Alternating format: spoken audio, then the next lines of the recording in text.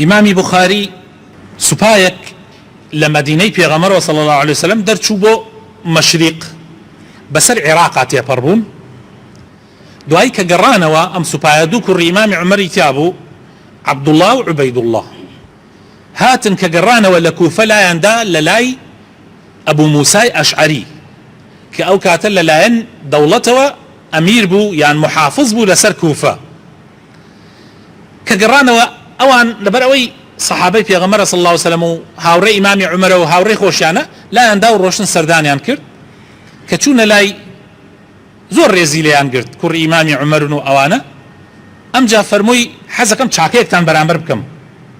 وتیان چییە؟ وتی بڕێ پارە هەیە هی دەوڵەتە ئەبێ بینێرمەوە بۆ پایتەخت بۆ ئیمامی عومەر، ئەیدەم بەدەستی ئێوەوە، ئێوەش ئەتوانن ئیسفادەی لێ بکەن. وتیان چۆن؟ وتی لە عێراق و هەندێشت هەیە هەرزانە لێرە لە مەدینە گرانە، ئێوە لەو شتە بکڕن لەوێ بیفرۆشن پارەی باشتانیش دەسەکەوە کە فرۆشتانیش پارەکەی دەوڵەت بدەنەوە ئیمامی عومەر. وتیان واللهی مەمنون تەبین، شتێکی زۆر باشە. ئیتر طبعا مزان پارەکە چەندێ بووە، دای بەدەستیان ئەوانی شتیان پێکڕی کە گەڕانەوە بۆ مەدینە شتەکەیان فرۆشت و پارەکەیان بردە خزمەتی ئیمامی عومەر، هەردوویان کوڕی ئیمامی عومەر. ئیمامی عومەر فەرمووی ئەمە چی بووە؟ وتیان واللهی حاڵ و مەسەلەکە ئاوا بوو.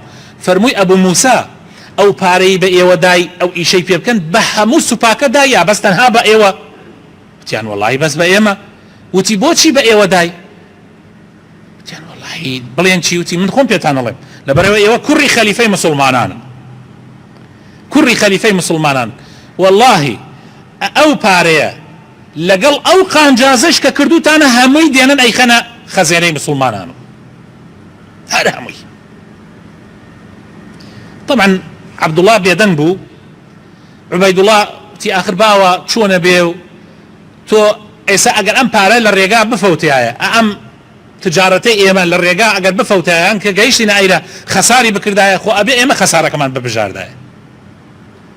تازە ئەمە بووە، هەوڵا دەین دووبارە نەبێتەوە قەت، بەس تازە ئێمە مەوزوعەکە ئاوایە ئەگەر ئەم پارە بفەوتایە، ئەم شتە بفەوتایە، خۆ ئەبێ ئێمە زەمانەتمان بکردایە.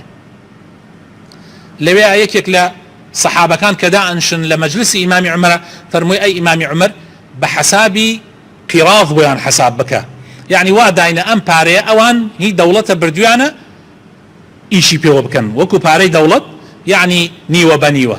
ئیمامی عومەر لەوێ قبولی کرد، فەرمووی دەی قانجازەکەی نیوەی قانجازەکە پێرن بیخەنە بەیت المالە. خۆشەویستەکانم، حاکمی دەوڵەت بەرپرس ئەبێ زۆر حەریز بێ، زۆر سوور بێ لەسەر ئەوەی کەوا یەک دیناری حرام نەڕاتە گیرفانیەوە، چونکە ئەگەر ئەو یەک دینار چووە گیرفانیەوە بەخوا ئەو ملەتە هەر هەموویتر ڕوو لە فەساد و خراپاکەن.